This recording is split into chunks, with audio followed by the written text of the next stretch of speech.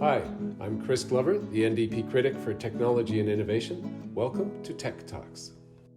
Welcome back to Tech Talks. Today, we're very fortunate to have Deanie Petty and Chris Gale joining us. So thank you very much both for joining us.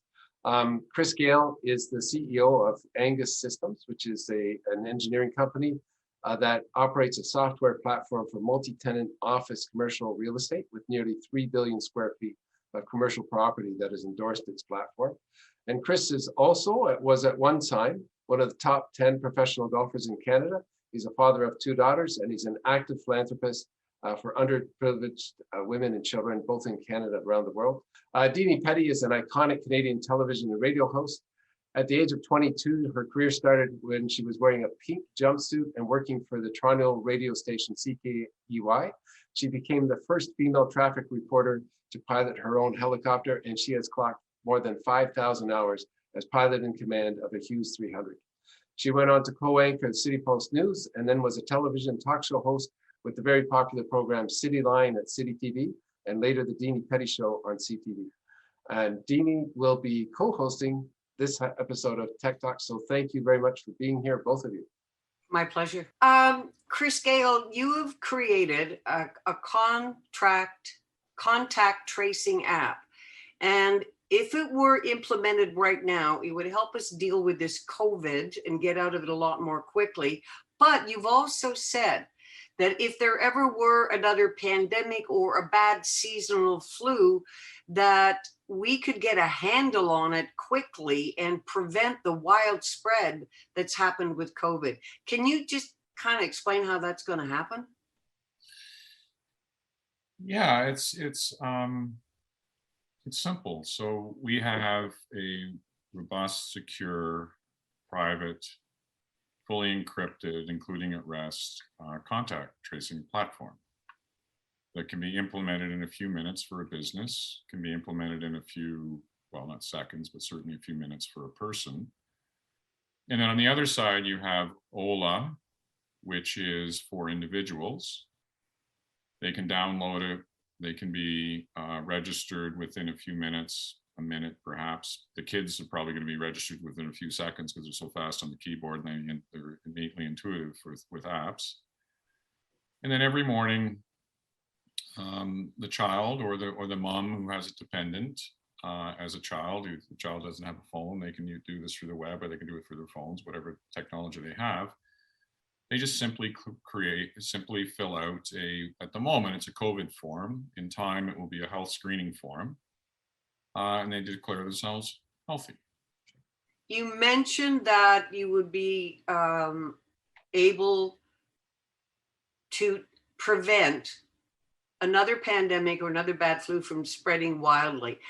Tell me how that actually operates. Everybody's on the system. So how do we catch this? Someone's got an infection and they went to this restaurant for lunch. How do your apps spread out from that to ensure that everybody knows and can prevent the spread? What happens is when you fill out your health screening in the morning, we put that in the data vault and we give you a green card. And then when you show up and you scan a QR code at the restaurant, you scan a QR code at the table, we understand that you were in that restaurant, you were at that table, you left that restaurant. So we now have the information necessary to do the contact tracing should anybody in your circle that happened to be in that restaurant at the same time show signs of the flu. So we can choose when to sound the alarm, because if we see enough people that were in the same restaurant on the same evening showing the same symptoms, the system flags it, informs the individuals who have possibly been infected, asks them to isolate, notifies public health, which, by the way, is a regulation, and then we take it from there. And so it sounds like you're updating what we've already got. Like the patios opened in Toronto just last week. I went for my first beer on a patio, and I go there and they take my name and phone number on a piece of paper. And what you're saying is if if this app was in place, I would have just scanned a QR code. And they wouldn't have my personal data, but they would have a system to alert me if somebody else in that restaurant at the same time had COVID. Is that roughly right? That's exactly correct. And so let's look at that, so you probably handled a clipboard that other people had handled. You probably handled a pen that other people had handled. And then you wrote your name and your phone number down. The next person, the next person, the next person can all see your name and your phone number. So your privacy has been wholly violated. Mhm. Not only that, but you touched a pen and a clipboard that everyone else had touched. So that's not good in the COVID era. I see this as a preventative measure that obviously Canada didn't have this, and look at the mess we got into. It's the old Girl Guide saying, be prepared. This information, when you think back on like you said, SARS and all of the other major problems, would have been so valuable, saved lives, and cut down people on the phone phoning lists of names and invading your privacy. It's a brilliant concept, and it's a completely new, this has never existed before, this concept, this app tracing. Correct. There are COVID screening apps out there. Right. The problem is they're siloed. They're for this place or that place or that place, and it doesn't get connected. I'm curious as to how a provincial or a federal government would roll this out. Is it rolled out? Let's just say the Ontario government says, yes, let's do this. The Ontario government rolls it out to people through ? How